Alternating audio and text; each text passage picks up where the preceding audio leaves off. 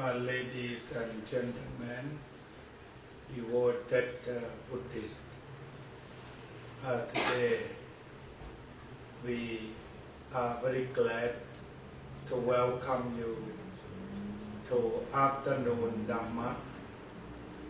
Today we have a special Dhamma talk that would be delivered by Phraengthamma according to Dr.Phramahachanya teaching on benefit of ordination. Those who gain ordination would get the following benefit. First, he has good opportunity for self-training. Dhammasarno gain very good training before his ordination. He always wakes lately morning, but now when he get ordination, he participate self-training activities conducted by Wat Buddhapanya. He can wake early morning. This is the witness or the clear witness that he passed self-training.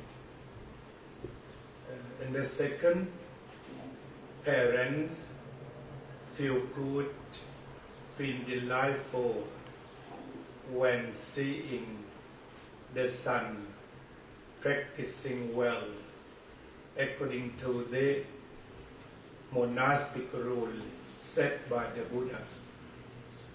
And Phraengthamma also follow the monastic rule very well, guided by Dr.Phramahachanya and senior monk who take care as elder brother, take care younger brother. He gained the spiritual growth among the spiritual warmth given by the senior monk. And the third one, on relatives in Dhamma, are all Buddhists who always support Buddhism, who always practice Buddhism, feel very delightful when they see the new monk practice well the Dhamma and Vinaya, and when they see the new monk study well. We always feel proud of together that we can support the well-being of Buddhism. We can gain goodness of Buddhism. We can gain spiritual benefit, that is peace and happiness. Under the study and self-training conducted by Wat Buddhapanya, today Phraengthamma or Phra Dhammasarno would like to present what does he get or what does he gain during his ordination from the May 31st until now. Welcome, Phraengthamma Dhammasarno. สาธุสังฆัง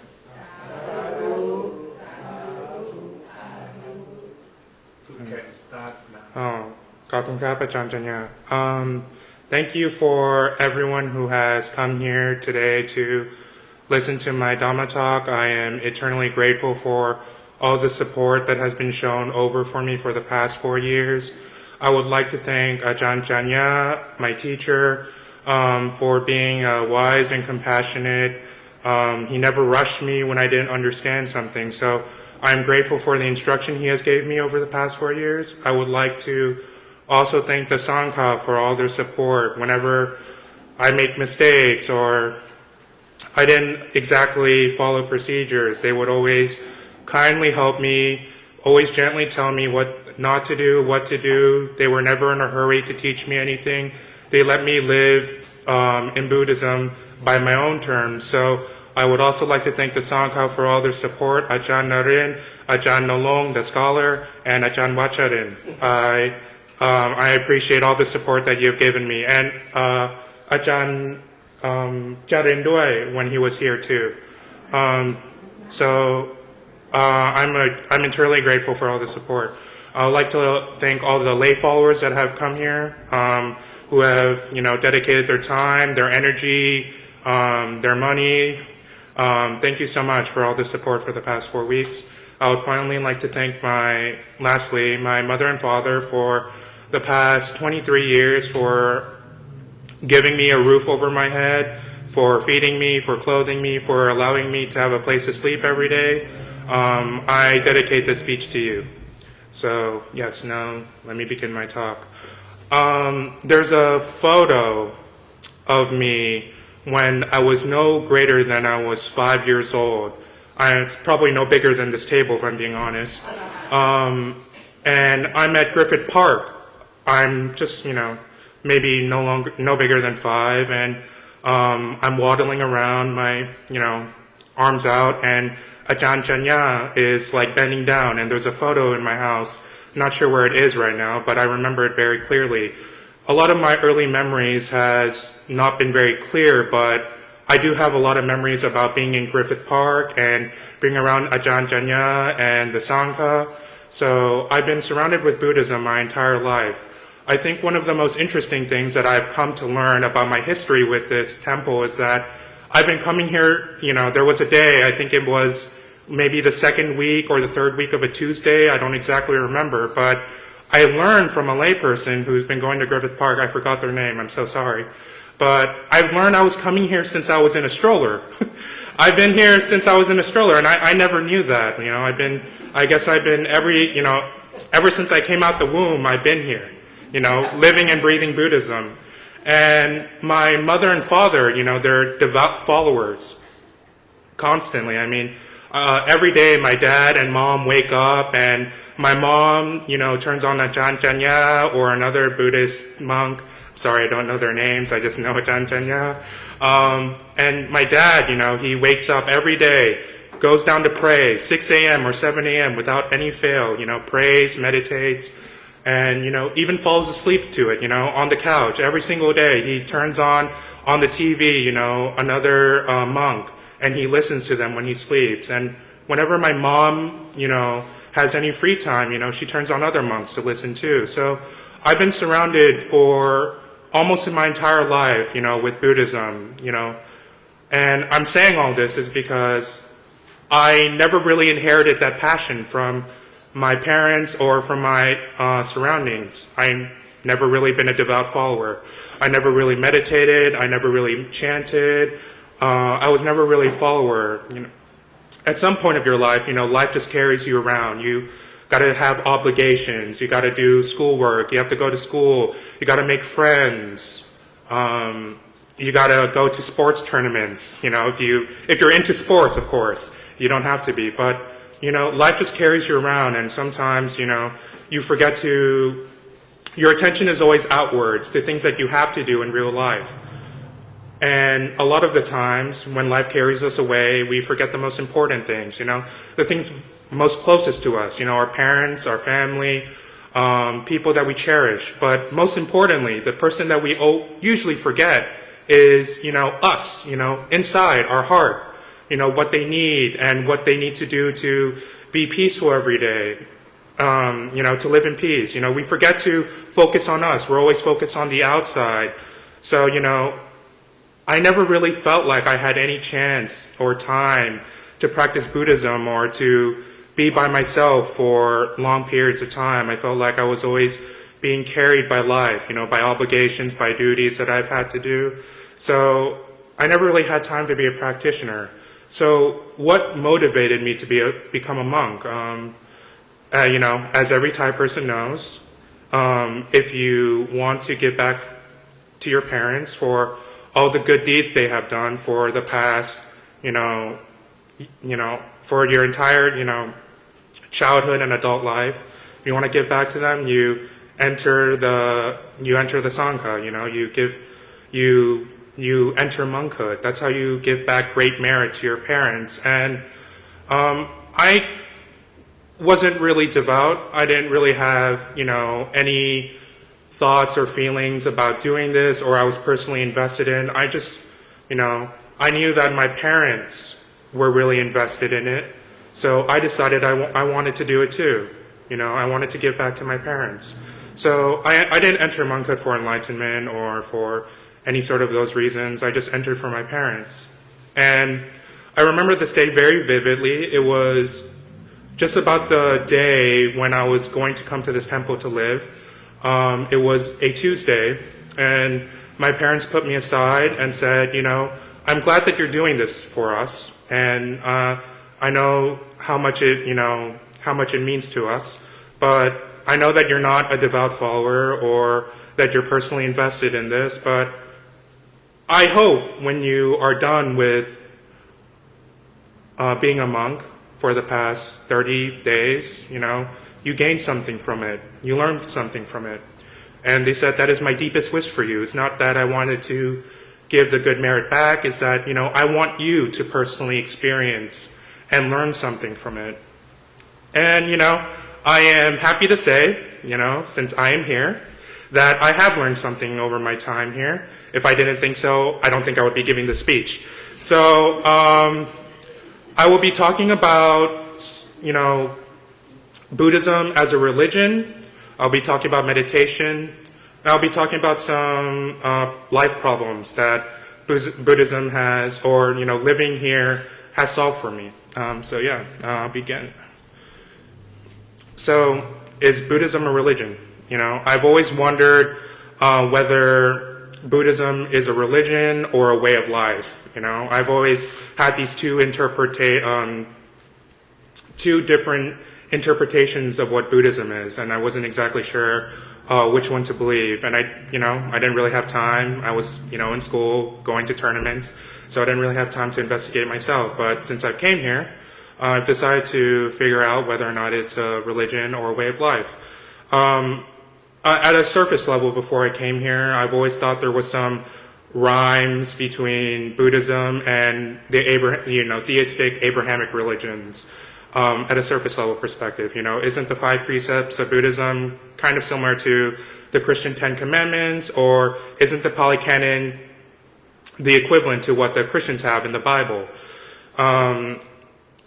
So those were the two motivating questions. I didn't really want to believe in a religion. I really wanted to freely think for myself. So I didn't want to have any dogmas that I wanted to follow. I wanted to be my own person. I didn't want to adhere to something that I didn't really believe in. But last week we were reading, for our daily sessions that Ajahn Janya does every single day, where we read a passage from In the Buddha's Words, translated by Bhikkhu Bodhi. Bhikkhu Bodhi in the Buddha's Words is a collection of texts from the Pali Canon, where he sorts them out and puts them into chapters where everyone can learn bits and pieces about Buddhism. And one of the title chapters was named No Dogmas or Blind Beliefs, that helped me really clarify a lot of the confusion about my thoughts and feelings of whether Buddhism is a religion or not. In the story of No Dogmas or Blind Beliefs, there is a person named Kalama who was deeply troubled. Many ascetic teachers had descended upon his town in Kesaputta, all claiming to be the one and all, one possessor of truth. Maybe they say Jesus is the one only truth, or maybe Muhammad is the one and only truth. Similar to the present day, people are claiming I only possess the one and only truth, and they would say, since I'm the only one who possesses the one and only truth, everyone who disagrees with me is wrong. They would say that they had the correct teachings and the correct views, and everyone else was wrong. And Gautama was deeply troubled because he didn't know which doctrines to believe or which teachings to believe, because everyone was claiming different contradictory things. And one day the Buddha came into his town, was visiting, and Gautama knew about his reputation, so he went down and sat next to the Buddha and asked him, and told him about his worries about how do we know which person's telling the truth or what the truth is, what doctrines we should follow. And the Buddha said, that's a confusing question because where the truth resides is not in texts, not in scriptures, it's not in oral traditions, it's not because the person is a really good speaker or the person claims to be an ascetic, It's whether or not the measure of truth doesn't come from that. It doesn't come from the scriptures, doesn't come from the traditions, doesn't come from the people who claim to be speaking the truth. The measure of truth themselves has to come from you. You have to know whether these things are wrong, that if these things were followed or undertaken, would lead to harm or suffering. That you would know that if you do things this way, if followed or undertaken, will lead to happiness and the welfare of all. It's not that someone teaches you it, it's that you learn it by yourself. That is the measure of truth. So if anyone comes to you and says, this scripture is the truth, then they're not speaking the truth. It has to come from you and you only. And what I really resonated with this, because the authority of truth, on whether the teachings are wrong should come from you. You should investigate it. And that's what the Buddha is trying to say here. He's trying to say that everyone should investigate what they've been taught, whether it's from teachers, whether it's from professionals. Everything should be questioned, and there should not be something called dogma in life. Everything should be questioned. You should know yourself, not because someone else told you, not because some authority told you. So already there's a fundamental difference between, the Abrahamic theistic religions and Buddhism. Because in the theistic religions, God hands down the truth. You're supposed to believe it because God says so. But in Buddhism, it's not that way. It's that, the teachings are offered. It doesn't demand that you believe everything fully. It just demands that you investigate for yourself whether or not these teachings are true, whether the things that they say are wrong are indeed wrong, or the things that they say that are good are indeed good. You have to practice it. That's the entire point of Buddhism. It's not blind belief or dogma. But, I still wondered, where did the Buddha's teachings come from? Is it from a divine source like in the theistic religions? Or, where did the Buddha derive his teachings? Because if it's from a divine source, then it doesn't really make sense for us to investigate because it should be true, because it's from divinity. But I got my answer to this. We began reading Ajahn Janya's new book that was recently translated by Bunyakamo or Tan David. He's not here right now, but was here 2 weeks ago. And we started reading it this week, and I got a greater perspective on how the Buddha found out through his teachings. And what I learned is that the Buddha didn't receive, he learned it through trial and error. But he went to, because he was trying to figure out what was the path to enlightenment and how would we end the problem of suffering, aging, death, sickness. He was trying to find the way to solve those problems, I believe it's called the gate of the deathless. That's what he was trying to figure out, to end all suffering on planet Earth. So he went to multiple different teachers. He practiced many different ascetic schools. Most of the time, he would go through the very extreme lengths because he wanted to follow through to the logical conclusion of every ascetic school and their teachings and whether or not they would, bring about enlightenment or the gate through the deathless. That was his entire point. And he went through multiple different schools, and he used his bodies, he used his body as an experiment throughout this entire time. He would undergo extreme self-mortification where he doesn't eat at all, essentially. He just eats like maybe one bean a day. And he would undergo this because many ascetics at the time thought when you undergo extreme deprivation of the body and senses, maybe then you would be free from worldly suffering. So the Buddha practiced this for 3 years, and he figured out that by following this to the logical conclusion, that it didn't really bring about the enlightenment that he thought. It only really brought about, his bodily suffering, and that a lot of people had to die to do it. So he didn't think that was the path. And he also practiced, extreme self-gratification, where the opposite extreme, where he filled his body with bodily pleasures and figured out whether or not he could gain enlightenment through that by ingesting all sorts of pleasures, wine, alcohol, you name it. What he figured through that experiment is that it didn't work out. So what he thought after all these practices for a good 7 years is that the practice that needed to be done was that he had to walk through the middle way, which was neither extreme self-mortification nor self-gratification. It's just that, you had to abstain from extreme pleasures, and you didn't need to harm your body to extreme lengths in order to reach enlightenment. And that was his answer to become free from sufferings. And that is how he developed and figured out the Eightfold Path and the Four Noble Truths. The source of the Buddha's teachings, as now I've researched and read, is that it came from his experiments in the earth. It wasn't, ordained from God or from another divine source like in the theistic religions. He had to practice it himself and figure it out the way to true liberation. The Dhamma had already existed in the world. Dhamma here meaning teachings, the teachings of the Buddha, Eightfold Path, Four Noble Truths. The Buddha didn't create the Dhamma, it already existed.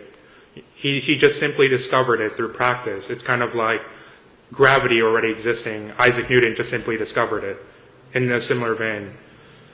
And by figuring this out, I started to realize it wasn't exactly theistic or divine sources that, governed Buddhism. It was through practice and through self-investigation that the Buddha came to realize the truths of the world and how to relieve all beings of suffering. But there still laid another suspicion that I think polarized me from Buddhism for most of my, teenage life, was that when we're in a temple or in a room, we're chanting and praying to an effigy of the Buddha. And, it's kind of similar to how people in church have like figures of God or something. And I always thought maybe is Buddha a God? I wasn't really entirely sure. But what I learned is, and from the chanting, is that we're not really praising Buddha, or that we're, I don't exactly know the word for this, but we're not showing obedience or devotion. Well, we're showing devotion, but we're not showing devotion because he's divine or anything, but simply because he's one of the greatest teachers that came upon the earth, because he discovered the Dhamma, the way to true liberation. It's not that he's God or he's divine, it's just that he's one of the greatest teachers on earth, and that's why we pay respect to him. That's why we pay respect to the Buddha, the Dhamma, and the Sangha, the three things. So, with that, in my conclusion, Buddhism is not really related to the theistic religions that we would typically conceive of, like Christianity, Islam, Judaism, etc. It's not really based on that. There's no divine sources of teachings, no divine God. It's just a way for a path out of suffering. So my conclusion that I've came to, and this is by reading all my readings that I've done here, is that Buddhism is more akin to a philosophy of life, in which we are invited to ponder the greatest question in human existence: how do we finally put an end to suffering? That is the point of Buddhism that I've come to discover. And because of that, because it's very open, there is no dogmas, there's no scriptures, I became a lot more open to researching and learning Buddhism and all its, different paths and different branches. So yes. And now I would like to move on to meditation. The last time I tried to seriously meditate before my ordination, I believe was around high school. It was probably 5 or 6 years ago, where I had given up all my routines of chanting and meditating. I wasn't really interested in Buddhism.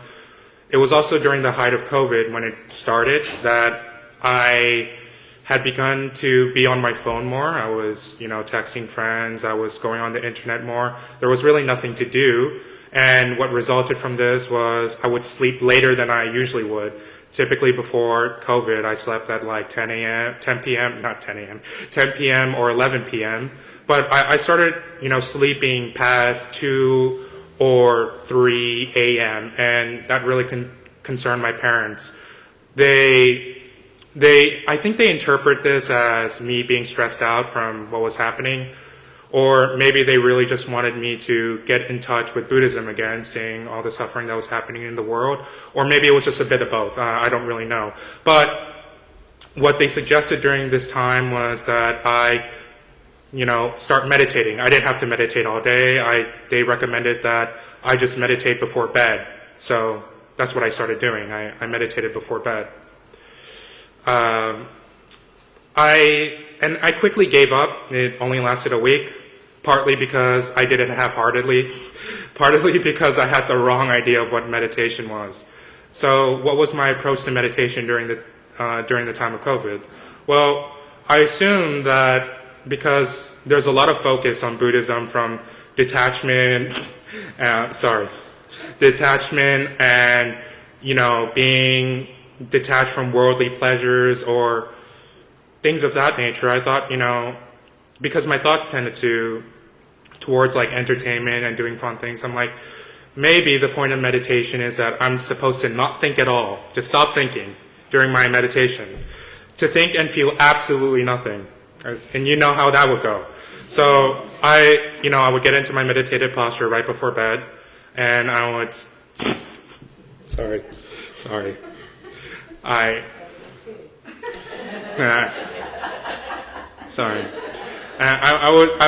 would force myself. Sorry, it's really funny now looking back at it. Yeah. So I would force myself to try to think nothing, and eventually I gave up because I could not force myself to stop thinking. I mean, I have consciousness. Of course, I have to think.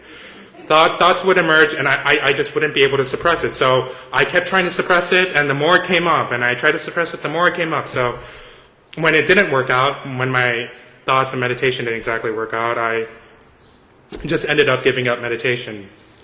It wasn't until Ajahn Janya gave me Thich Nhat Hanh's 2 books, Present Moment, Wonderful Moment, and Happiness. I recommend Thich Nhat Hanh. He's really good. Then shameless plug. I finally clarified the purpose of what meditation is and how exactly to do it in a way that you could achieve true peace within us. One of the main misconceptions that it cleared up for me is that the point of meditation. Sorry, give me a moment.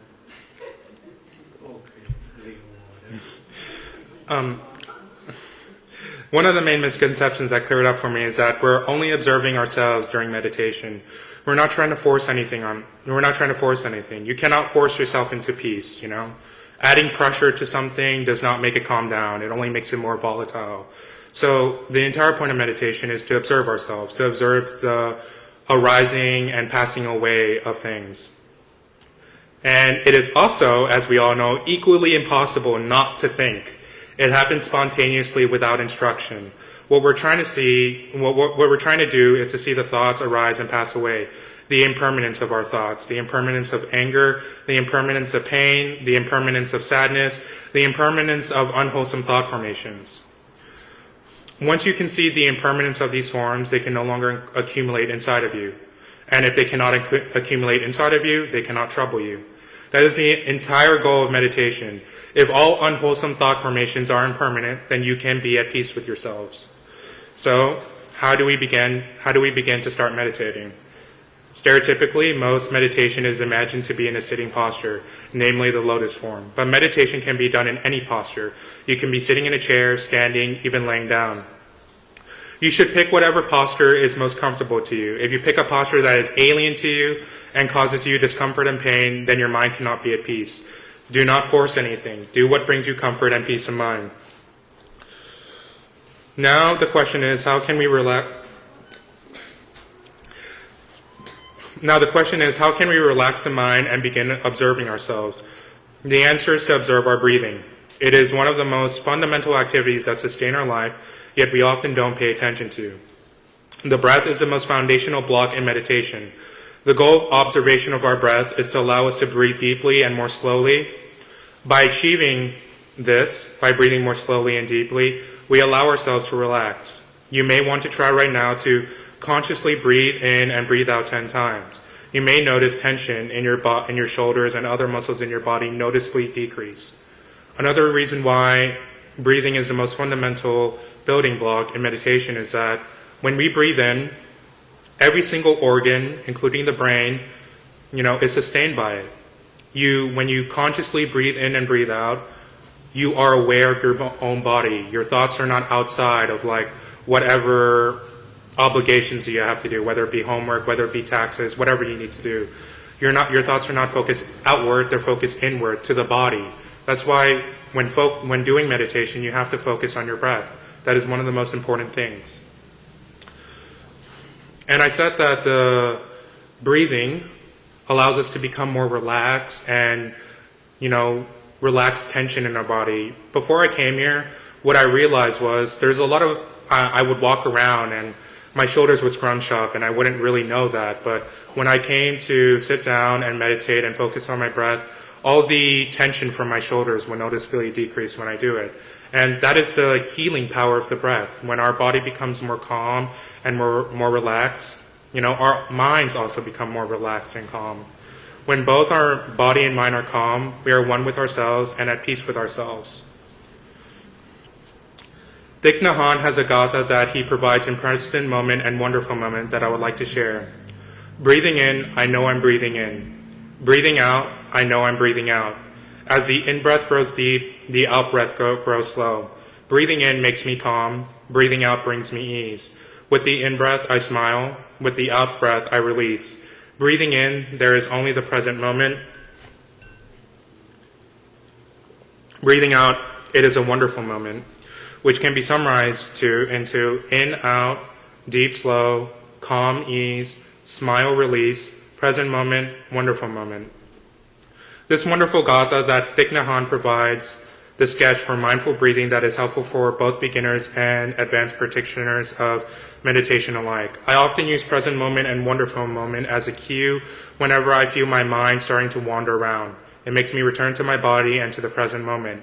Whenever during meditation I feel like I'm starting to get stressed or agitated, I use the cue of breathing in, I smile, breathing out, I release. It's a helpful reminder to let go of all that worries me, to return to the present moment. This is a helpful sketch. You can use whatever cues that helps you during meditation. It doesn't have to be from this gatha, you can even make your own. I believe the power in meditation comes from the fact that we can do it anywhere. Yes, we can do it anywhere. Many people say they cannot find the time to meditate, but all you need for meditation is to be aware of your in-breath and out-breath and be at the present moment. Since most of our time we are constantly rushing, we're constantly rushing to get to point A and to B, and a lot of the time we're in a rush, trying to get on place on time, that we forget to be with ourselves in the present moment. If you give yourself some time extra every day so you aren't in a rush, If you give yourself some time extra day so that you aren't in a rush, so that you can practice breathing in and breathing out, being aware of your breath and in body, except to the place, maybe you're late for a meeting or something. And if that's the case, you're not really being in the present moment. So give yourself some time extra each day, 10 minutes, 15 minutes, so you can walk slower, so you can walk more calmly and focus on breathing in and breathing out very slowly, and you'll figure out that, every path that you walk to, whether it's to the stairs, whether it's to your car, whether it's to your office, whether it's to your, parents' house, every path that you walk can be a walking meditation path. And yes. And I would like to end this section by saying that I think Thich Nhat Hanh's meditation books are essential for understanding what I'm getting to. So I highly recommend, because I can only give a sketch for my limited time here, I would recommend Happiness by Thich Nhat Hanh as a important book for understanding meditation and walking meditation specifically. So thank you. So I would like to move on to the problems that by practicing Buddhism and being a monk here has helped me solve. Phone time. It was a week before ordination where I felt the urgent need to get some projects done that I really wanted to complete before starting my commitment to being a monk here. So I did the right steps, that I went to bed early and woke up early. I was hoping to accelerate some of my progress on some books that I've been reading, and that I wanted to go outside to have a walk a bit for an hour or two. Yet, when I woke up to my alarm on my phone, the timer at 6:30 a.m., I was still a little bit tired, because usually when I wake up it's 8 p.m. or 9 p.m. And instead of doing the usual things of maybe going to the sink, throwing some cold water on your face, or going outside to, waken up the body a little, I thought, since my phone is in my hand, I just turned off the alarm on it, maybe I can, just watch one YouTube video, to wake up my body. Maybe, because after an hour I should be fine, right? So I make the fatal mistake of going back into my bed and watching this YouTube video. And I was watching this 1 hour video of a creator that I enjoy. And when I finished the video, I was left disappointed to see that there was a cliffhanger at the end of the video, and that part 2 was coming out next week. And that disappointed me even more, because I would become a monk next week, so I can't even watch it. Anyways, so I was really, really sad. The hour that I spent left me feeling unfulfilled, because I was expecting an ending and I didn't really get it. So I decided, you know what? Let's just do one more video. Yeah, you see where this is going. So I watched another YouTube video, and suffice to say, I also felt disappointed. I felt unfulfilled. I felt like my 2 hours were wasted. So I decided, you know what? One more video, just one more video. And the cycle continued. I just kept saying, one more video, and I was stuck in a loop. And before I knew it, I started feeling sweat on my forehead, and it was, still dark out when I started, and I wasn't looking at the time. I wasn't even aware of it, just mindlessly scrolling on YouTube and watching videos, that I recognized that through the sweat on my forehead that just had started to come down, that it was now, the sun was out. It was bright outside. And when I now decide to take a look at my phone and the time read 12:41 p.m. So from the time that I really wanted to get things done, from reading a book and going outside, I woke up at 6:30, and then I realized it was 12:41. So yeah, 6 hours and 10 minutes that I just spent doing absolutely nothing on my bed. And I felt really guilty about it, because I knew that what I was doing to myself when I was going through those loops, when I'm going through those loops, is that I'm really destroying my body, health, and mind. It's a recognition that what I was doing was destructive, but it wasn't the first time I did this. I've done it plenty of times in college, when I told myself that I really wanted to relax, or that I wanted to de-stress. Yeah, but what I really couldn't admit to myself is that whenever I was feeling bored, whenever I was feeling unhappy, whenever I was feeling sad, disappointed, rejected, you can name any other negative feelings that you feel throughout your life, I would turn to my smartphone, because at some point I didn't really want to deal with the problems in my life anymore. it was too stressing. It was too stressful. I didn't see a solution out. So I didn't want to keep stressing myself out. And the smartphone was the perfect device for me to just shut off my brain, so I didn't have to think anymore. So, instead of dealing with complicated things in my life, I just turned to my phone to manage my problems. And this happened, for the first year in college. It was okay. It wasn't too much. But once it started getting to the fourth year, it would happen, constantly every day. And what I ended up realizing after I graduated from college is that I really had a big dependency on the phone. I didn't know how to get rid of it. The phone was always there whenever I was sleeping, whether I was eating, whether I was going out for a walk. Every waking moment of my life, even my sleeping moments, I had to have my phone with me. It just had to be there. I didn't know any way out. And I can say that I have an addiction with my phone because, I couldn't stand the thought of myself not without a phone. I felt that if my phone was out of my life would crash, reality would break in front of me, So, and this is a big problem when you want to become a monk, because physical attachments are a big problem. You're not supposed to have attachments to things or objects because that is contrary to, the ascetic lifestyle. So I had to ask myself some hard questions before I came here on how I would manage myself with my phone.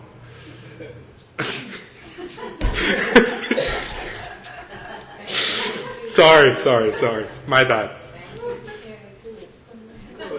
Yeah, so I finally had to confront myself and the problem of my boss, which was my phone that managed my entire life. And I had to manage it. I had to negotiate with it and figure out a solution, because I didn't want this phone to be a hindrance to my lifestyle here, because I really wanted to devote myself to my parents, and I felt that was an important thing, and that the phone would just get in, in the way, yes, get in the way of it. So I knew that, so the solution I I figured out after thinking about this for a week is that I couldn't bring my phone out with me from my room, because if I did so, the only thing I would think about would be my phone, because I know myself, whenever I'm bored or I have nothing to do, I would instinctively just reach into my pocket and want to feel my phone and bring it out. I mean, not even, there's some times when it got really bad to the point that sometimes when I couldn't even watch my phone or do things on my phone because maybe a teacher was speaking or my parents were speaking to me and I didn't want to interrupt them, I would reach into my pocket and just want to physically feel the phone. Because that's how much I was really dependent on my phone. It was a source of comfort, and I call it a boss. I'm very serious about that. It was my boss in my life. I felt extremely dependent on it. So I knew myself that if I was bored or if I was unhappy with myself and my phone was in my pocket, I would just reach into it. There were many times, and I wasn't going to add this, but I might as well, was when I was meditating sometimes and I was extremely agitated. I would accidentally, touch my robe on my side to think that there was a pocket in there. But there were many times, accidentally, because I was really agitated. It just, was like a motor feeling. Anyways, sorry. Yeah, so thank you. Oh my God. Constantly, would you keep me phone? Yeah. Or become a big drug. Yeah. Good experience. So what I told myself was, if I wanted to be honest with myself and honest with the practice that I was doing here, I would leave my phone behind. And that's what I did. I left my phone behind. I never brought it out with me. And the first 2 weeks were really stressful for me, if I were to be honest. There was a constant buzz in my head, constantly wanting for me to touch that phone or look up a YouTube video or scroll through social media. It's just constant frequency, like a radio you can't shut off. And I tried shutting it off multiple times, but it came back to me, and I just had to deal with it. I had to stick through with it. And it was really tough. But there were 3 things that really made it easy for me to be here and without my phone. The first thing is that I was always extremely tired.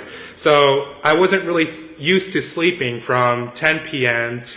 and waking up 4:30 a.m. So, being extremely tired every single day, I was more focused on having more energy to just survive the day. So, Last night you sleep before 10. I kind of stayed up to finish the scripts. But yeah, I stayed up till 11. You sleep here before 10. Yeah. But Okay, cool. yeah, so I didn't have enough time in my brain space to be really worried about the phone. But, whenever I had free time and I had to go back to my room, because I didn't really want to get bit by mosquitoes or stay outside, so I would go back to my room, and the first thing wasn't that I wanted to touch my phone. I just wanted to put my head on my pillow, so I just fell asleep. You stay in the temple, you find many things more than phone. Like a mosquito, you concentrate more. Yeah. And we have cats. Yeah. You concentrate, you can share your concentration. Yeah. Go on. So Now you can come to temple to be far from your phone. yeah, I would. Cats. Oh yes. 5 feet up to 5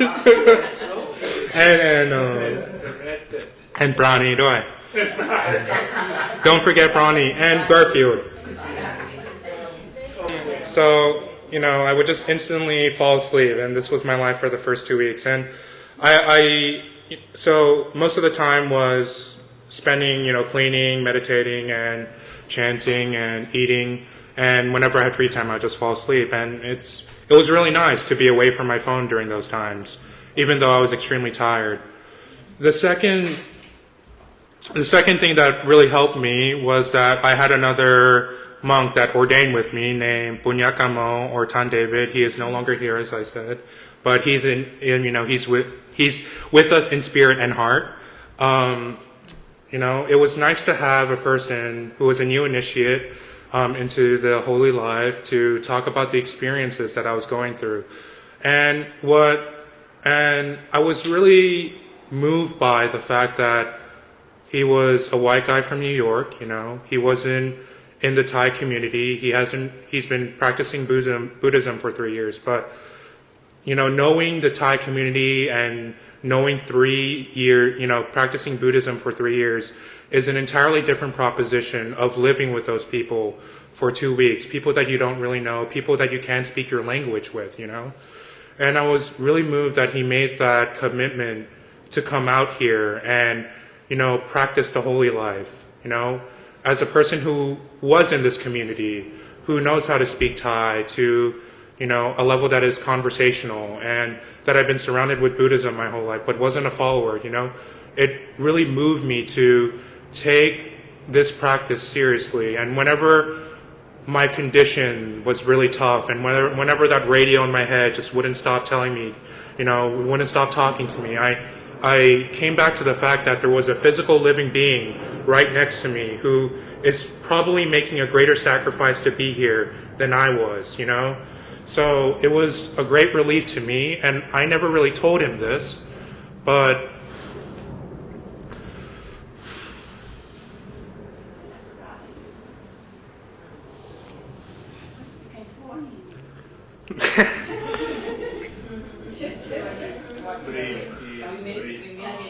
yeah. It was really moving, and whenever I would be struggling, just think about the fact. Just think about the fact that it was probably really tough for him to be here. I never really told him this, so I guess this is my thank you for all the times that you were here during with me for the first 2 weeks, because it really meant a lot to me. I think.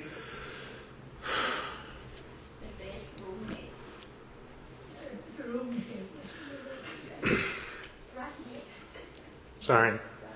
I wasn't expecting to cry during this portion. Is here David watch or not? Could want it. If you watching. But but it was easier when he was here. So this is my thank you to you. And the third, was unexpected to me. The third third thing that helped me really get used to living here was chanting. And you would think that I was a little weird about this. But I used to think it was kind of silly. Like, why are you chanting words that you don't really actually understand? What's kind of the point to it? And now that I've been here for 28 days, I think I understand the point, but I don't think I can fully express into words. It's just, there's a calming feeling that when you have other people chanting words with you, things that you may not exactly know what they mean, but you're a community, you're doing it together. And there was something that when you do something together, you do it towards a goal, whether you may understand it or not, you get really sucked into it and you forget about your problems a little, so I didn't really take it seriously for the first week, but I started to take it seriously more and more when I felt really calm and at peace, when I would be chanting, even though I understood it the second week because I was reading it in English, but even if I didn't read it in English, there's just times when I reflexively just start saying it, and I don't exactly have a conscious thought behind it, just is an automatic process, and I'm really calm and peaceful when I was with it. And during those times when I was in that flow moment, when I was chanting, a lot of my problems would go away. The thoughts of, I really want to go home, or I really want to be in my bed right now, or I really want to go see that YouTube video, or things like that, It really calmed me down. And when we do it in the morning, when we do it in the afternoon, when we do it in the evening, and when we do it at night, it centered me about what we're supposed to do here. So that was the unexpected third piece that I wasn't really expecting to help me get through my days here. Yeah. So, yeah, that's the three things.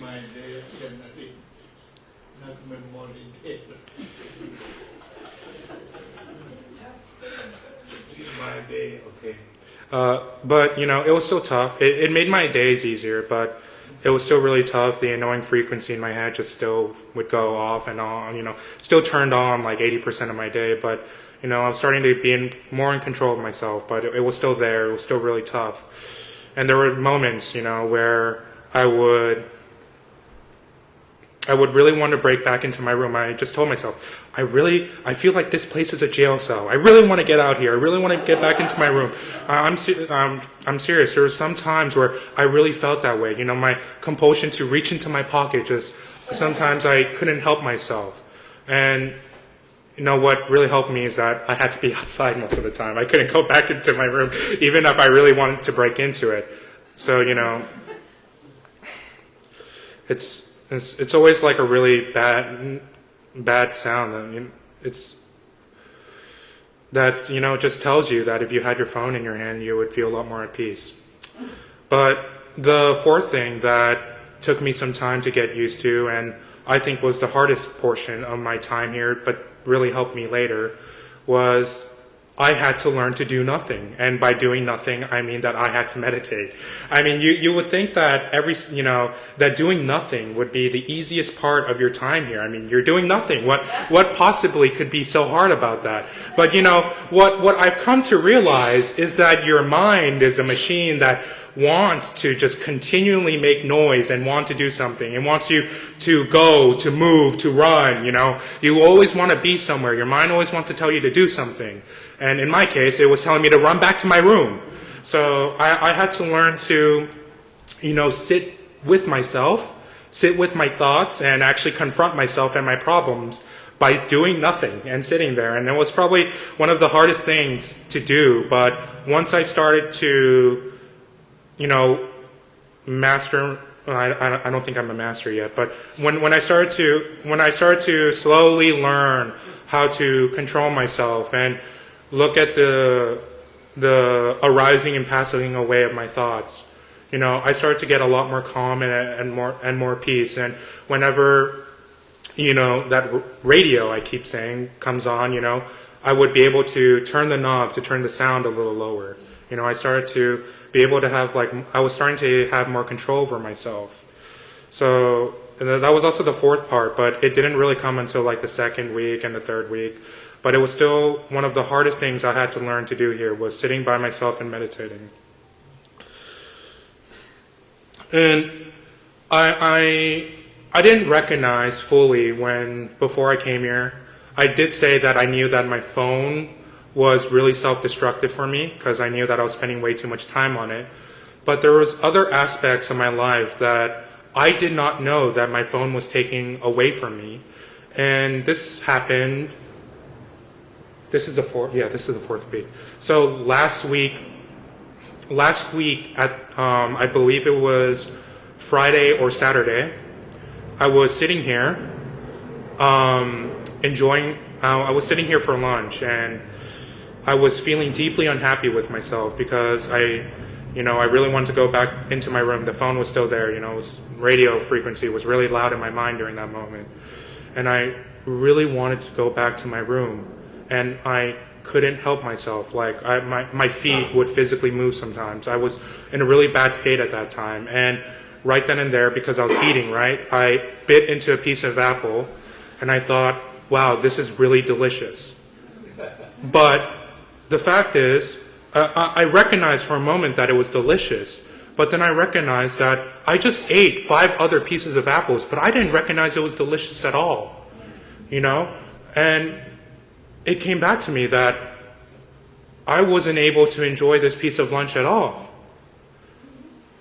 And you might think that's weird, but I start to reflect a little on this, and I was reading Thich Nhat Hanh's book because Ajahn Chanya gave it to me, and I recalled one of the passage. It's in Peaceful Moment, Present Moment, Wonderful Moment, where almost at the end of the book, he talks about a story where there's 2 schoolboys, where he asks them, what is the point of eating breakfast? One of the schoolboys would say, the point of eating breakfast is to gain nutrition and energy for the day. The second boy would say that the point of eating breakfast is to eat breakfast. And Thich Nhat Hanh said that the second kid, the one who said the point of eating breakfast is to eat breakfast, was more correct than the other. And right then and there, I started to realize what he meant by that. Because, I start to view, when you're in extreme states of addiction, you start to think that everything in your life, when you don't have it in that moment, becomes an obstacle to you. You're not allowed to enjoy that moment at all. You're not allowed to enjoy eating as eating. You're not allowed to enjoy showering as showering. You're not even allowed to enjoy sleeping as sleeping. You're not allowed to enjoy anything in the world. You're just unhappy perpetually when you're addicted. And I realized, when I bit into that piece of apple, when I recognized and had that present moment to myself, that I needed to reclaim the fact that I do not need to, it's not that I need to eat for energy, but I need to eat to be happy, to be with myself, not just simply going and rushing to another goal. Maybe you've had this experience where, you really want to do something else. Maybe you want to play a game, maybe you want to watch a movie, and you want to watch the TV, and you eat really fast because you want to get it, you want to get out. What you start doing is you start treating like a lot of your moments in your life, when you're showering, when you're eating, you don't treat it as something that can bring you happiness. You think of it as an obstacle. You get really mad when you have to do it.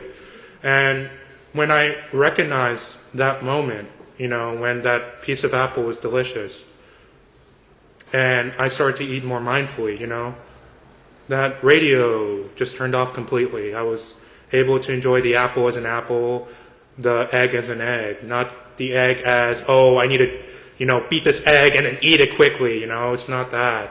It's that I, chew more slowly, enjoy this moment. So, yeah, and I start to realize, how much my phone was robbing me of my happiness throughout the day. Or, it doesn't have to be a phone. It could be anything other, whatever other addiction you have. So, sorry.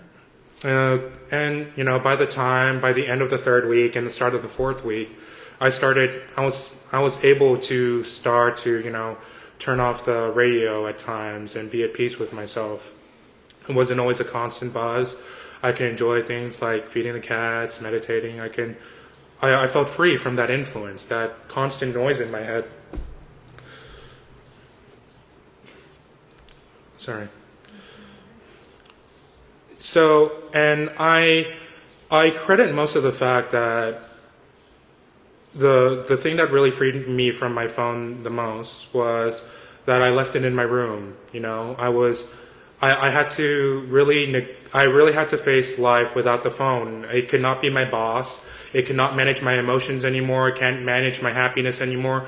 Whenever I was really mad, I would have to deal with it. I couldn't just reach into my phone. By abstaining completely from the phone, I had to learn how to deal with myself again, with my own thoughts. So, even with all the difficulties and the challenges that come with it, by leaving the phone in my room and by allowing myself to enjoy the day without my phone, I was able to reclaim and find happiness in a lot of part of my life that I've completely neglected and forgot about, frankly. So I was able to not completely get rid of, it's even still here today that sometimes I feel like I really want to go to my phone, but it's gotten to a point where I feel like I can manage it and I can turn it down and be with myself at the present moment. Yet, a lot of this, and I was trying to think of a way where I could try to teach to people who are maybe suffering from the same things as me on how to deal with their phone addiction or maybe any other addiction that you have. And I realized for the phone specifically that leaving it in your room for your entire day, it's kind of impossible in daily life. Our world is entirely on the internet every day. It's entirely on the internet. You can't really go without it. The way you communicate, the way you shop, the way you have to work with your phone. I mean, it's kind of impossible to just leave it in your room and not consume it every single day. So I try to figure out principles that some people who are trying to free themselves from their addiction might follow. And what I realized from reflecting on my time here is that the times where I felt that the phone's influence was at its height or at its peak was when I wasn't doing anything, when I was just alone by myself and I had nothing to do. It was at that time the very loudest. So and because of this, I realized that that's why meditation is crucially important in our technological age, because it forces you to deal with yourself, being by yourself and doing nothing. Because what your mind abhors the most is silence and doing nothing.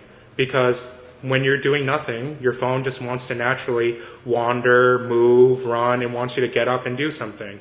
And usually that getting up and doing something is going straight to your addiction, because it's the most easiest thing. And the phone is just a rectangle in your pocket. You can whip it out anytime you want. And it's become an automatic process for some people when they're really bored, when they're standing in line or, waiting for something, they will just look at their phone because there's nothing to do at that moment. So what meditation does, and I think this is the most important thing for people who are struggling with electronic, and it doesn't have to be the phone, any electronics that you're addicted to, is that you have to learn to develop restraint in that moment of boredom and moment of doing nothing. And meditation allows you to do that. You have to be in control of your thoughts. You have to face the fact that you're alone, and you have to learn how to somehow be at peace with yourself. Because if you're not at peace with yourself when you're doing nothing, you're going to surrender yourself to your most destructive habits. So doing meditation is one of the key points for us to develop a healthy relationship with the phone or any other electronic. Okay.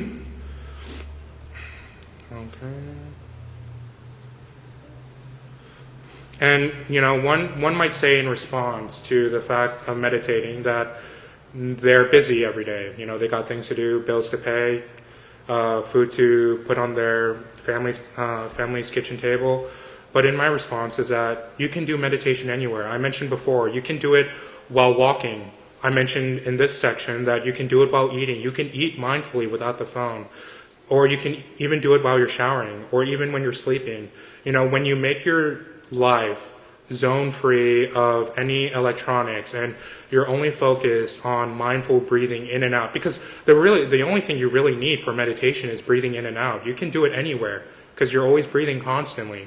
So even if you're busy, you know, you're walking to work, you know, you can breathe in, breathe out, cultivate that mindfulness, because cultivating mindfulness is what allows you to develop your inner voice inside of you to say no to your most destructive impulses.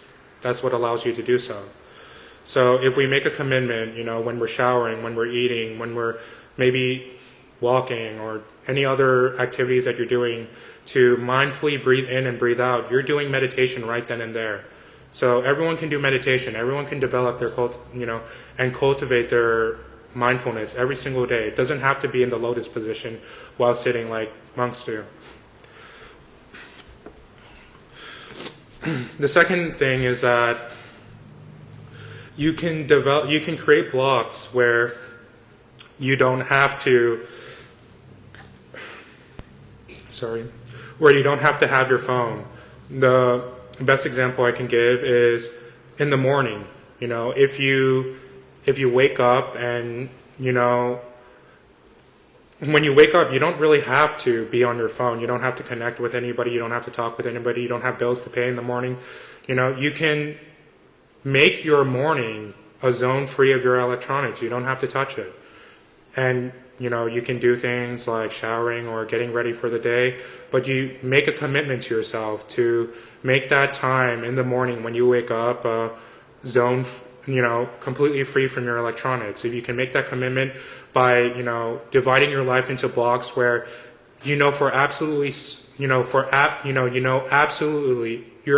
certain that you don't need the phone, then just get rid of it. You know, just learn to be with yourself, to be with your own thoughts, to learn to be with yourself without the phone.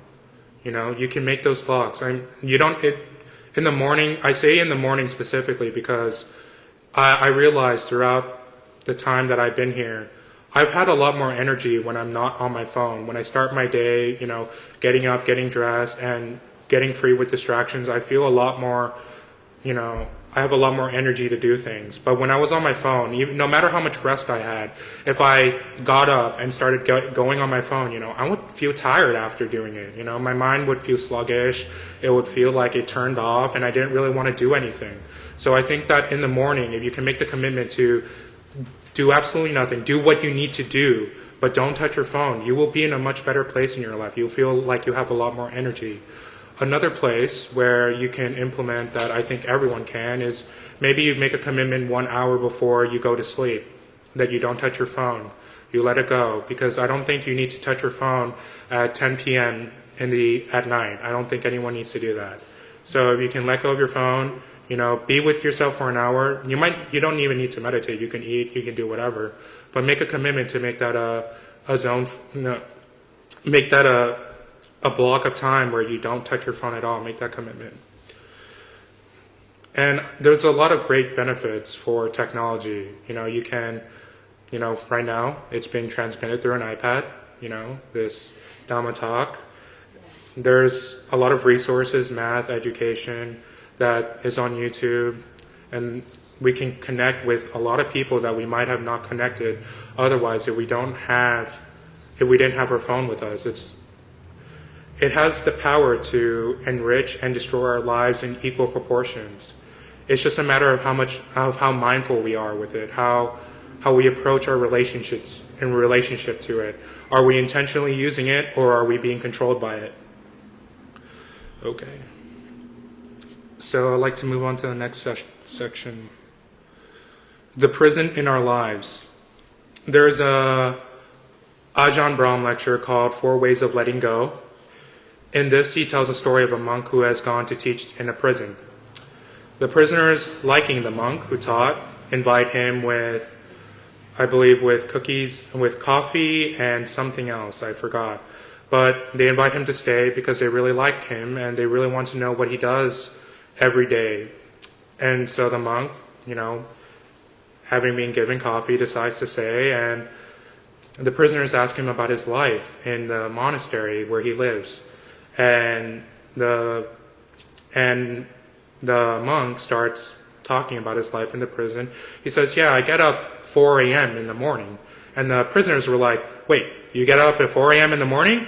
I mean, in prison, we can get up anytime we want. We don't need to get up 4 a.m. in prison, And they're like, and the prisoners they're really surprised and astounded by this. They ask him another question. So what do you do after, you wake up at 4 a.m.? Well, we start to meditate. And the prisoners are like, meditate? What do you mean? You don't have, you don't have TVs, you don't have entertainment in the monastery? And the monk replies, no, we don't have TVs or entertainment in the monastery. We just meditate.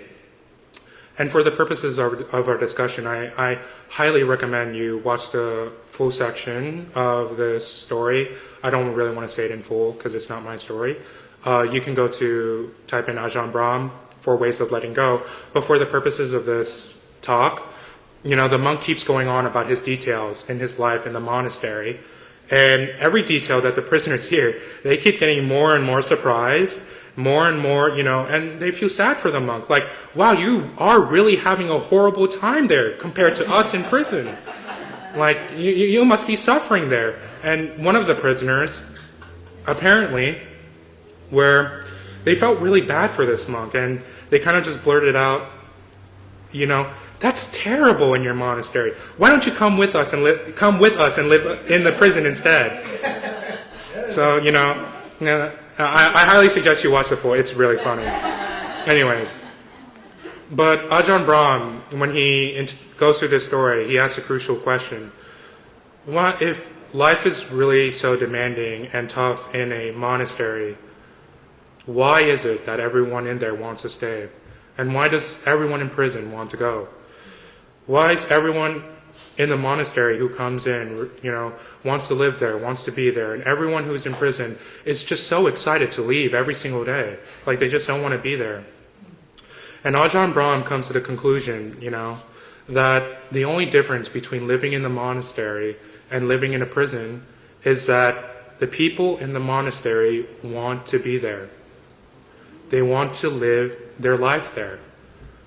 And any place that you don't want to be, any place you don't want to be, it doesn't have to be in prison, It could be when you are stuck in traffic where, it doesn't have to be in a prison. If you don't want to live there, that is your prison. And it was last week, Thursday, because it was really impactful for me. I remember the day, it was last Thursday, where Ajahn Chanya put on this talk and we were meditating, and it really impacted me. Because all this time when I was in ordination, I've just been counting down the days of when I was going to leave. I'll be going 29 days, 28 days, 27 days, 26 days, and... Changing your mind now? Yeah, I have. I was counting down the days like being here was a life sentence for me, that was a prison sentence for me, that I was being cased here beyond my will. But when he said that, when Ajahn Brahm said that, I was really moved by it, because it wasn't that the temple was treating me terribly or I was living really badly here. No, on the contrary, they gave me really nice food, a nice place to, sleep, roof over my head. It was really comfortable here. But the thing is that, I just wasn't content with living here. It wasn't that I had anything against Ajahn Chanya or anyone here, but it started with like small discontents, where I would feel like, oh, I wake up and I'm really, really tired. I don't really want to be here. Or, I would be in meditation and the phone is just ringing. I'm like, I don't really want to be here and meditate right now. Just small things really started accumulating, and it wasn't that this place was bad. It's just that small discontent of, I don't want to be here. I don't want to be here, just kept really piling up in my heart. And it was at the point where I didn't really recognize that I was treating this place as my prison, And I felt really bad once I realized this, because, I felt like I was kind of betraying why I was here in the first place. And when I realized that, I was kind of emotional. I was kind of, really disappointed with myself when I started realizing that I was treating this place as a prison. And the moment when I realized that, when I just said, because he counsels in that lecture, the only thing that you have to tell yourself is that you really want to be here. That's the only thing you need to tell yourself. You don't have to change the place that you're living in. You don't have to change your teacher or anyone who's bothering you, but you have to tell yourself that you really want to be here. And what I felt at that moment is that the discontent didn't all disappear, but it started to fade away slowly. I let go of that thing that I was really clenching in my fist. Like, I really didn't want to be here. I just slowly let it go, and all that accumulated discontentment, just slowly disappeared and just withered away slowly over time.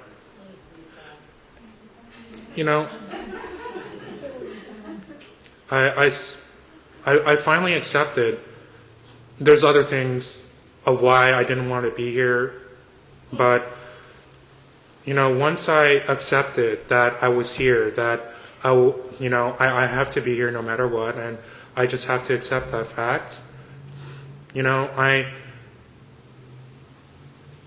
I just had to accept the fact that I wanted to remain here and that I had to do what I had to do here. I had to start living in the present moment, because if I'm just counting down days, I would never feel happy with myself. And that's what I realized. I just had to let go of my counting. I just had to be in the present moment.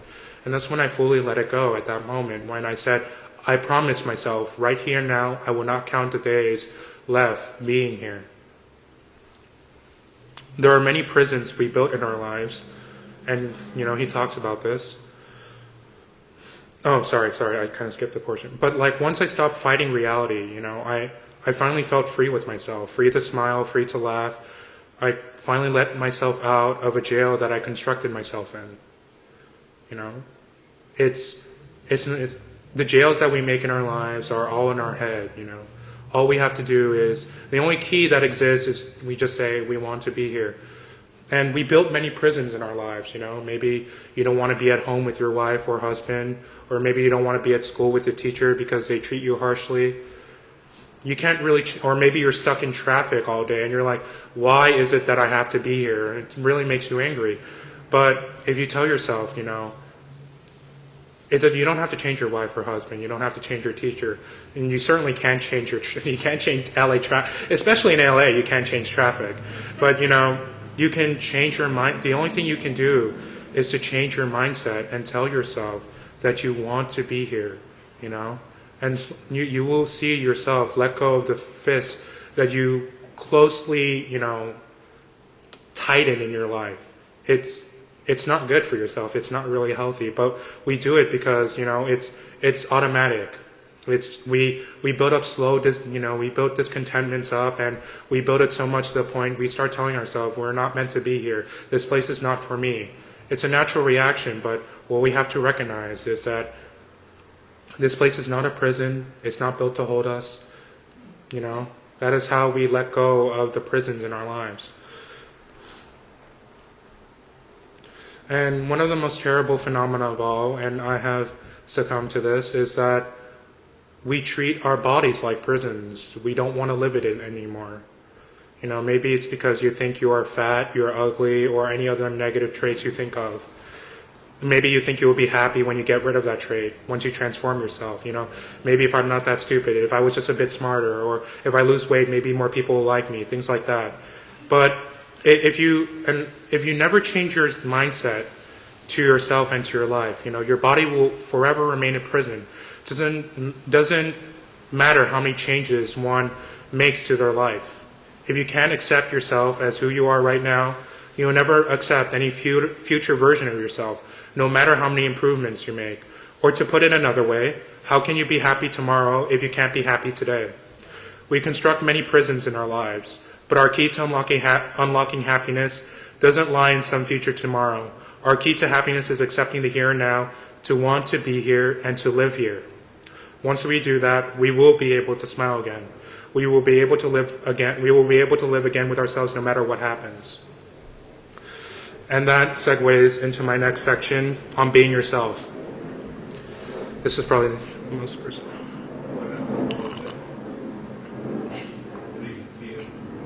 No, my thumb.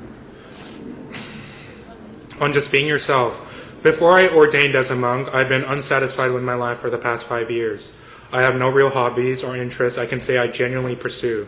The only real achievement I can say I've done in the past 5 years was earn a degree that didn't really bring me joy. I felt empty inside, that I lacked a definition of myself. So I tried to bring a definition to myself. I tried bringing a definition to my life by trying to commit to a certain goal that I can realize for myself. I wanted to read books. I wanted to go outside and exercise a bit more, so I committed myself to doing that.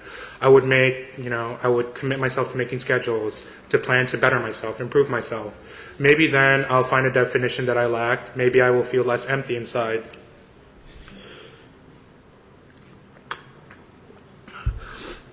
I started to read books, start exercising. I did start to feel a little better, especially after exercising. There's a real energizing and focused feeling that you get after doing so. But I still didn't feel transformed, even while I was committing to my schedule and plans. I didn't feel happy at all. It still wasn't working. So I said, maybe I haven't been pushing myself hard enough. So I would read more and start exercising a bit more.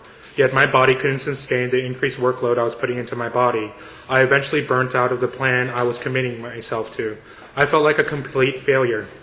I couldn't transform myself, and I still felt very unhappy with my life. So I turned to my phone as a source of comfort. I would endlessly just be on my phone, watching YouTube videos, scrolling on social media, going on YouTube Shorts, etc., etc. I would spend hours in my bedroom just doing this, just rotting away. I counseled myself that this was just a way of giving myself relaxation time.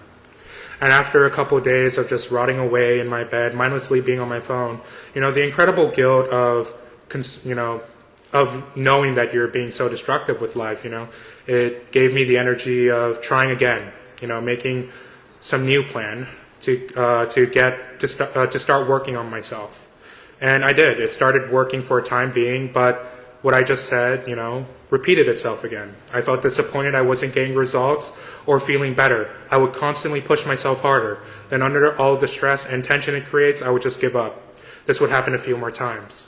And under the accumulation of all those failures, I stopped trying entirely. I felt I was powerless to change my reality and condition. Maybe the definition of myself all along was that I was a failure, that I lacked the strength of will to do anything productive in my life. I didn't have the commitment enough to change, to create the change necessary. I'm defined by failure and always will be. But that craving for self-transformation still never left my mind. It still agonized me. But seeing no way to achieving this transformation, I turned to my smartphone. It gave me an easy way out, to turn off my mind and just scroll and consume endlessly. It distracted me from my problems, but I never felt fulfilled. I ended up feeling more disgusted myself. I knew I was staring at a screen all day long, was so unhealthy for my body and mind that it was destroying me. But I didn't want to live with my thoughts anymore. I couldn't stand to live in this unsatisfactory life of mine. The smartphone had become a lesser evil for me, sadly, and that's where my addiction to the smartphone began. I had the suspicion before I came to this temple in my ordination that if I was subjected to doing absolutely nothing, I would suffer because I'm not improving myself, because improving means doing something. I'm just sitting around and meditating. And then there was a day, and it was the same day as any other day I've been here. I just woke up at 4:30, got dressed in my robes, grabbed my keys. Then I started making my way down to the meditation hall. I would say hi to Garfield and the rest of the cats, And I sat down and, we did our usual chants, and we sat down to meditate for 30 minutes.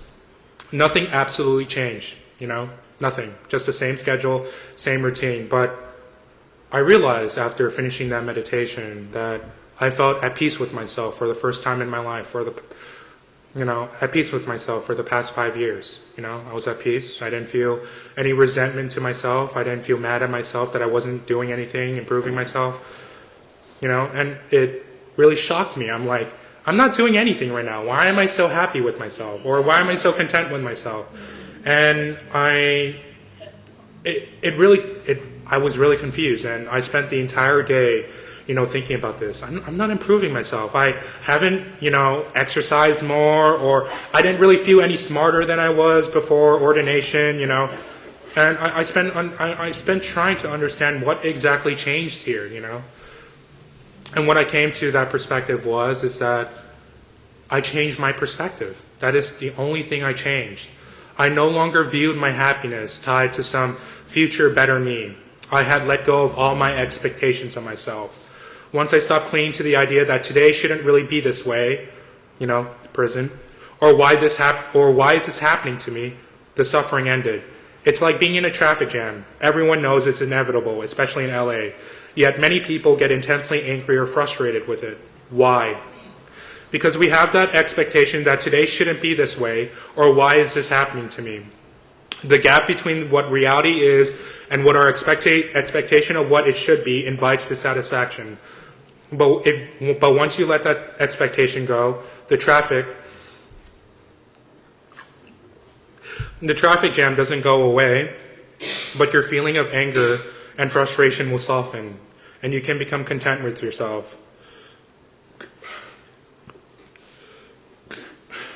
It's what I realized after being here. Nothing about my personal self has changed, but my mentality or mindset in life has shifted. I had gotten the formula all wrong. It wasn't that success in the future will bring me happiness. It's that you have to be happy first, and then success comes along. Because if you stake your happiness on success, happiness will never come. No matter how much gains I made during exercising, no matter how much knowledge I accumulated during reading, I was never really happy with myself. I could never be content. There was always more progress to be made, more things I could critique myself on. If you can't be happy today, how can you be happy tomorrow? I would like to quote Thich Nhat Hanh in Touch and Peace. We must stop destroying our body and soul for the idea of happiness in the future. We must be able to learn to live happily in the present moment, to touch the peace and joy that is available right now. If someone were to ask us, has the best moment of your life arrived yet? We may say that it may come very soon. But if we continue to live life in the same way, it may never arrive. We have to transform this moment into the most wonderful moment. We can do that by stopping running to the future, stopping worrying about the past, and stopping accumulating so many cows in life. I always had this question when I first read the Buddha's first sermon during one of Ajahn Chanya's reading sessions we had. Why did the Buddha first explain the Four Noble Truths to the 5 experienced practitioners of asceticism? Surely they didn't need to explain the concept of suffering and how to end it. After all, they'd been starving themselves in order to reach enlightenment. They even accused the Buddha of living a luxurious life once he broke the practice of deliberate starvation to eat for satiation. They surely knew how to tolerate one of the worst sufferings in the entire world. I'm sure they can tolerate a lot of other sufferings in life. What's the point of explaining the cessation of suffering to them? I know now that the point is not to tolerate suffering. It's to find solutions for it. Only then we can find peace and happiness in this lifetime. If you know the causes of your suffering, you will create understanding inside of yourself. When we create understanding inside of ourselves, only then we finally begin to love ourselves and others. It's why the Buddha taught the Four Noble Truths. Only when our suffering ceases, only then we can be at peace and only then we can be at peace and love ourselves. This is now nearing the end of the talk. I always felt the need to control things in my life. I tried dictating how my life would go. I would be constantly trying to draw up elaborate plans and schedules for me in order to achieve my dreams. But when life didn't go according to my plans or schedules, I would get intensely frustrated or angry. Angry that I couldn't get the results that I wanted to see myself. After thoroughly being disappointed, I would go back to the drawing board and create more plans. I thought if I just planned better, worked harder, I would finally see the results I wanted to see. But no matter how intensely hard you work, no matter how great your plan is that you come up with, no matter how many right choices you make, you may not get the results you want. Life is unpredictable, complex, and chaotic. There are a million unseen factors in life you cannot account for. Our outcome is not always entirely ours to determine. If you come up with a plan saying that this must happen or else my life falls apart, you will feel that life is against you because life is uncertain. There are no guarantees in our lives. If you are searching for any certainties in this life, the only certain thing is that we will age, we will die, and that we must do our taxes. These are the only certainties in this life. So what we must accept is that there's a lot of things we can't control in our lives, that it's out of our hands. Reality will always be chaotic, uncertain, and mysterious. And really, that's beautiful. Because if everything went according to our will and expectations, there would be nothing that would surprise us, make us laugh, smile, or make us laugh or smile. The only thing that we can really control is how we perceive the world, how we relate to it. Once we realize this, our lives will be more joyful and full of wonder, the big and the small. In the spirit of trying to change how we view the world, I would like to end the talk by referencing a YouTube video that I watched 2 years ago that I didn't fully quite understand, but I fully appreciate now. It's a YouTube essay called You Don't Need to Understand Sonny Boy, and the YouTube essayist, Rogo Is Me, gives a fantastic quote that I want to end this talk with.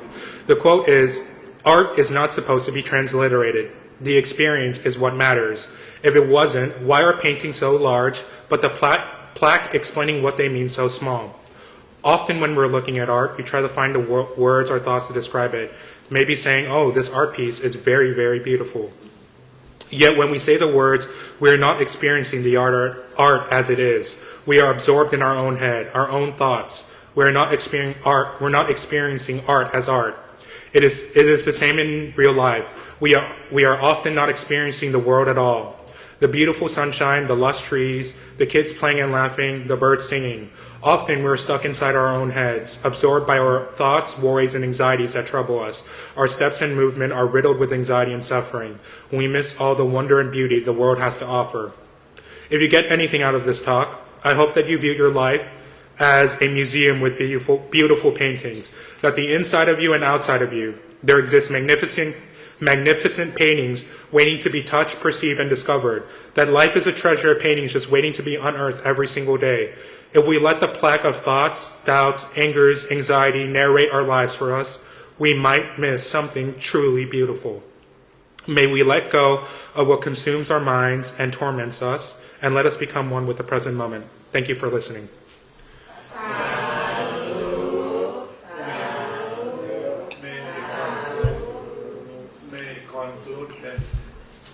It's very beautiful, meaningful, powerful, and wonderful talk today.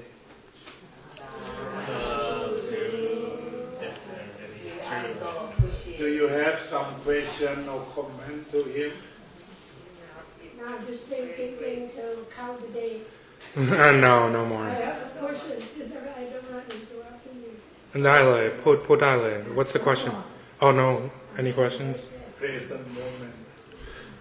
What about your civil life? Do you have some comment? What I don't say you plan everything. If What great, you're gonna you be can doing say great. Say that again. It's very great. after the monkhood. What you're gonna be doing? Working? Oh, I will be going to community college and pursuing a CPA degree. I will be planning to get a CPA, become a CPA. Fantastic. Thank you. But is it present moment? Yeah. Anyone, you can have some comment. I feel like I took a. Your app, you can give some comment, yeah. Anything. Thank you to open the Yate live. Okay, everyone give some comment like that. I would really like to repeat this because I really did find this beautiful. I think art is not supposed to be transliterated. The experience is what matters. If it wasn't, why are paintings so large, but the plaque explaining what they mean so small? What he's trying to say is that, like, why are paintings so big, but the descriptions of what they give underneath when you go to a museum, it basically has nothing. There is no way to describe art if you're truly experiencing. If you were to look at art, you have to look at it without any thoughts. You just have to be in the present moment and just experience it. And I didn't fully understand that until now when I became a monk. And I thought, please give some comment. ดีแล้วป้าชูตื่นแล้วยังไม่ได้หลับ Thank you ป้าชู for comment. very honest feeling. Yeah. This generation, they are very honest to the feeling, and we have to accept that. And let go. Yeah. The honesty and I feel like this is like the first time I've ever been honest with myself. It's just all in this writing. Okay, thank you very much ขอบคุณสรุปว่าท่านสาธุชนทุกท่านก็ได้มาร่วมตั้งแต่ร่วมบวชแล้วก็ถวายปัตตาหารดูแลอุปถัมภ์แล้วก็วันนี้ถือว่ามาเก็บเกี่ยวผลว่า35 วันที่บวชมานั้นได้อะไรซึ่งคนมักจะถามบ่อยว่าไปบวชแล้วได้อะไรเพราะนั้นก็เก็บ YouTube อันนี้ไว้ส่งให้เลยได้อะไรเขาก็ได้ตอบแล้วก็เปิดโลกอีกมุมหนึ่งของวัยรุ่นเป็นตัวแทนเจนนี้ที่เข้ามาสู่พระพุทธศาสนา Thank you very much for your attention and had done the research very well and if I am the rector of university I can give you PhD in Oh, thank you. ขอบคุณครับ but I am among I just say may you be happy may you be successful peaceful forever พระอาจารย์บ้านอยุธยานี่ใครกุ้งคุณกุ้งนะคะตัวชาวนามเราปิด เข้า ได้ มา โยมกุ้งจะเข้ามาสนทนาด้วยเข้ามาในยังไม่ได้ปิดนั่นแหละเหลือถ่ายทอดสดของวัดปิดเนาะอาจารย์นรินทร์จะสรุปไหมไม่ครับ